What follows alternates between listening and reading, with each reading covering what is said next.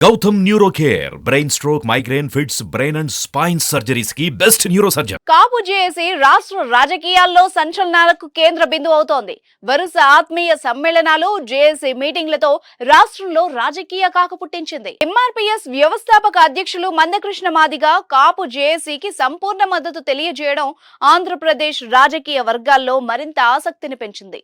మందకృష్ణ మాదిగ గురువారం సాయంత్రం విజయవాడ పడమటి సెంటర్లోని కాపు జేఏసీ అధ్యక్షులు చందు జనార్దన్ ను ఆయన నివాసంలో కలిశారు. ఈ సందర్భంగా కాపు జేఏసీ నాయకులు ఆయనకు శాలువా కప్పి పూల బొకే అందించి స్వాగతం పలికారు.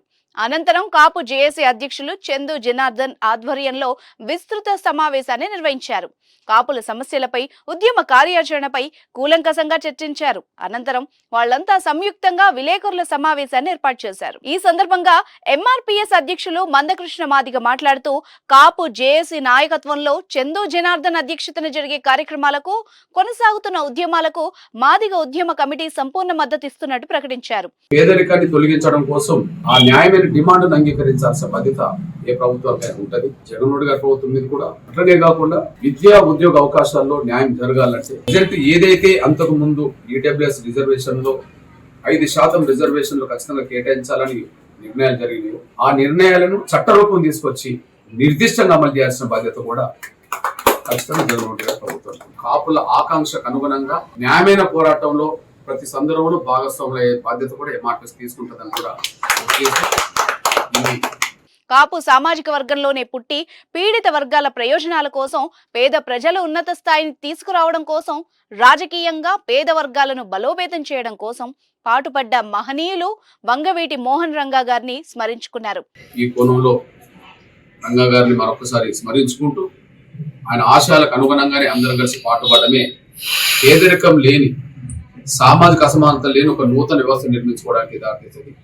ఆ పోరాటంలో కాపు జేఏసీతో ఎంఆర్పీఎస్ కూడా భాగస్వామ్యం అవుతుందనే విషయం కూడా గుర్తు చేస్తున్నాను. ధన్యవాదాలు.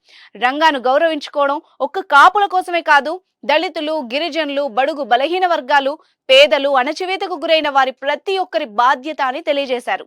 అలాగే కాపు నాయకులతో సమావేశం చాలా సంతృప్తికరంగా సాగిందని, భవిష్యత్తులో కాపు జేఏసీతో కలిసి పోరాటాలు కొనసాగిస్తామని ప్రకటించారు. ఈ సందర్భంగా కాపు జేఏసీ అధ్యక్షుడు చందు జనార్దన్ మాట్లాడుతూ కాపు జాతిని వర్గాలుగా విభజించి చిన్నాభిన్నం చేసిన పరిస్థితి ఉందన్నారు. కాపులు పోరాటం చేస్తున్న ప్రతి అంశంపైన మద్దతు పలికిన ఎంఆర్పీఎస్ అధ్యక్షుడు మందకృష్ణ మాదిగకు కాపు జేఏసీ నాయకుల తరపున కాపుల పక్షాన కృతజ్ఞతలు తెలిపారు.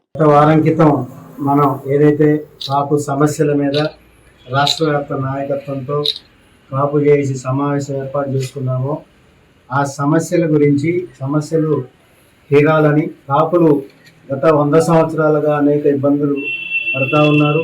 కాపులు ఏ అంశాల మీద అయితే, సమస్యల మీద అయితే రాజీ లేని పోరాటం చేస్తూ ఉన్నారో వారన్నింటికీ కూడా ఎంఆర్పీఎస్ పక్షాన తన వ్యక్తిగతంగా కానీ, ఆయన చేసే వివిధ పోరాటాల ద్వారా కానీ కాపులకి తన పూర్తి స్థాయి మద్దతునిచ్చిన సోదరులు పెద్దలు మందకృష్ణ మాదిగ గారికి కాపు జేఏసీ పక్షాన, రాష్ట్ర నాయకత్వం పక్షాన, కాపుల పక్షాన ప్రత్యేక ధన్యవాదాలు తెలుపుతా ఉన్నాను. ఉమ్మడి రాష్ట్రంలో ఆరోగ్యశ్రీ కొనసాగుతుందంటే దానికి కారణం అప్పట్లో మందకృష్ణ చేపట్టిన పోరాటాలే అని అన్నారు. అప్పట్లో హైదరాబాద్ ను దిగ్బంధనం చేసి రాజశేఖర్ రెడ్డిని ఒప్పించి ఆరోగ్యశ్రీగా మన ముందుకు తీసుకొచ్చిన ఘనత మందకృష్ణ మాదిగకే చెందుతుందన్నారు. ఏబిసిడి వర్గీకరణ అంశంలో దశాబ్దాలుగా పోరాడి భారత ప్రధానమంత్రిని హైదరాబాద్ కి రప్పించిన మందకృష్ణ గురించి ఎంత చెప్పినా తక్కువే అన్నారు. ఈ కార్యక్రమంలో కాపు జాగృతి నాయకులు సాంబశివరావు, రాజేంద్ర, చలువాది దీపిక, బండి రెడ్డి రవి, జొన్న రాజేష్, రాయలసీన పొరుమామిళ్ల ఈశ్వర్, అలాగే legal cell convener Chandu Nagendra Babu పాల్గొన్నారు.